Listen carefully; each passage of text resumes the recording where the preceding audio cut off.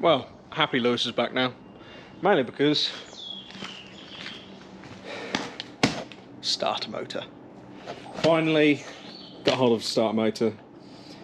We got around to actually ordering one. Come from Doe's. Lovely jubbly. I think it was only 150 quid for a starter motor. As far as starter motors can go, not too bad. You know, we wanted a genuine Ford New Holland one, because I said previously when this one went wrong, it still looks new. You know, that's 4-year-old.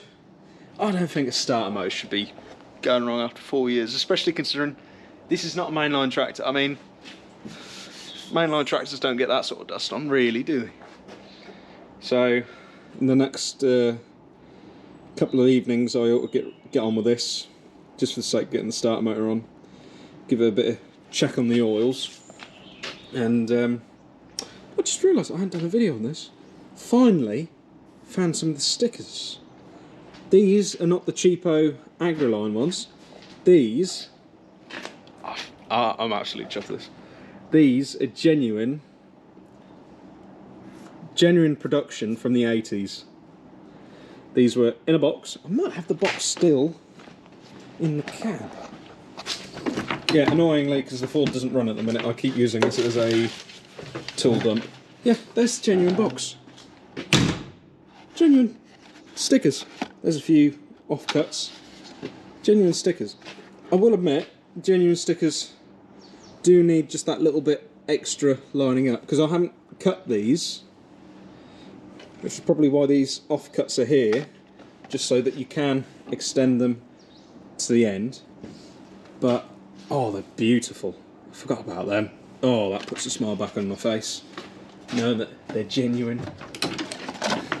And I just need to get a Stanley blade and have a quiet evening, just finishing off the ends, because it's there, but it's not quite finished. But yeah, be gentle with a pressure washer as well, not peeling that off. But yeah, I've got a little bit of a project idea with the Ford. I've said before, she's still technically not completely restored, but she's in working condition again.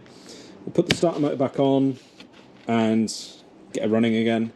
Got to check all the oils, because she is getting a little bit mucky again. I've got a diesel leak from when I was drilling, which I should look at, because it's a bit of a pain when you've got a nice restored tractor. There's the QR code for the channel, which Chloe made for me. I still like it, it's nice. I like that it's on the window. But I still have got weepy leaks at the back, as you can see from the puddle, which I think it's just the age of tractor. I've just got to accept it. This one in the wheel is especially annoying, because I had all that bits. That end seal is new and actually has some extra goo in it from afterwards, and it still sits there and leak. And it's because a lot of people have said this to me, it's because you're not using it, which I think they're absolutely right. So my plan is get her running again, top the oils off, get a bit of run out of her, and finish the pickup hitch. I don't think I'm ever particularly going to use the pickup hitch on this again, but I do use the drawbar for the drill. So I do want the pickup hitch all built back up. It wouldn't take much. I just need to get the brackets out, paint them up a little bit. It wouldn't take that long. I still need to find a mudguard for that side. It's $5.90 over there. Lovely little thing. And then once I've got the mudguard back on, I can fit the proper light on. I've got work lights to put on as well. I've got the genuine brackets to go on them corners, but that needs the roof to come off because the roof isn't quite right. There's just lots of little bits to fiddle with once I get her running again. But what I'm thinking is, if I look over here, got these from a birthday from Dad. He found them from a mate of his in the village who used to have similar sized tractors. I don't actually know what tractors he had at the time, but these will fit. These are 13.6s like ours. This is 13.6-1236, which is exactly what we're after, just as there. I need to free all Oh, there is a bit of movement. I need to free all this off and grease it up nicely. And what I would like to do is just, apart from peel the paint off, what I'd like to do is put these on the tractor at some point and get the drill out and just have a little bit of a dry run, no seed, because it's the wrong time of the year. I'm only doing spring barley at the minute. As you know, we are going for a third year of spring barley, and the Ford is going to be my drill tractor yet again.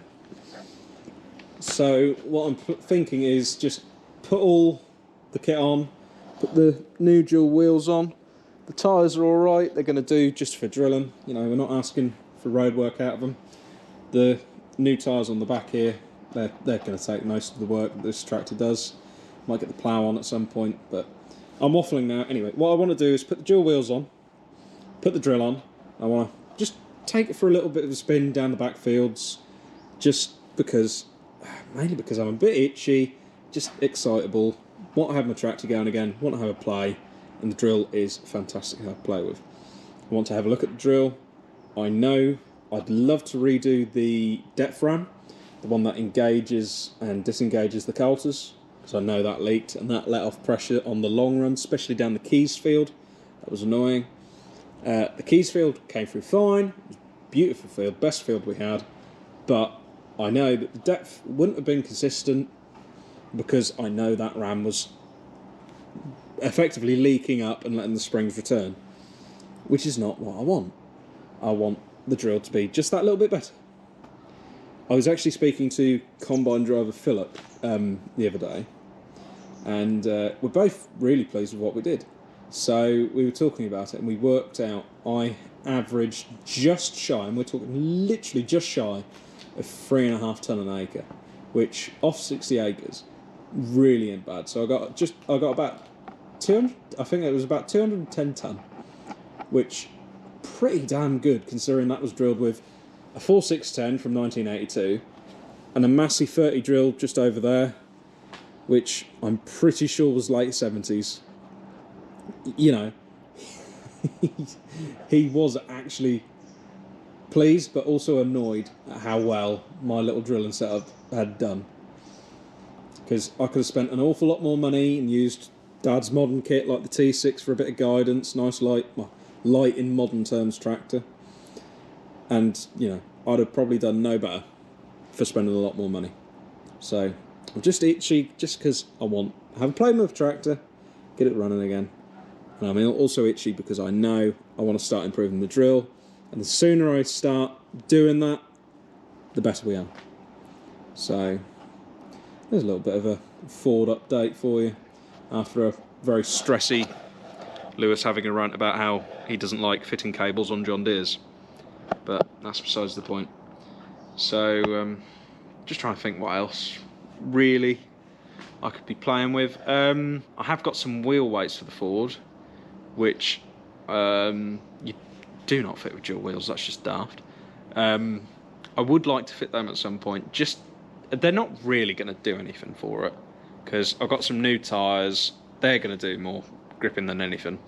But I just feel like fitting just a couple for the little plough would just be a nice little bit of fun.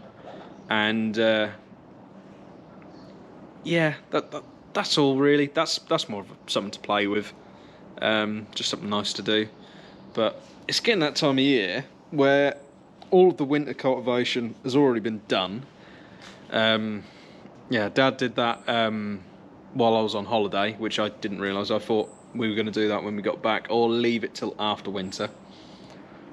But yeah, so bit annoying.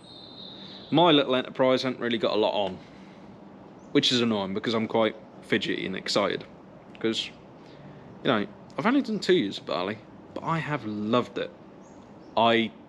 It's one of those things now where it's just like, this is a part of me, and I want to keep doing it. I'm looking forward to the third year. I'm already thinking what can be done better for the third year. Yeah, head's all over the place, really. You know, I've got the new trailer, the Larrington. I've got that all wired up. I don't think I've put that in a video yet, so I'll try and put that into this one just for the fun of it. But yeah, I've just got now ended little ideas. I've got no reason to rush with them. It's just sort of that annoying lull. I'm sure a lot of people who only do spring crops find it a bit similar. But tulips wise, we're planting tulips. Not a lot to report with that really. There's tulips going in the floor really.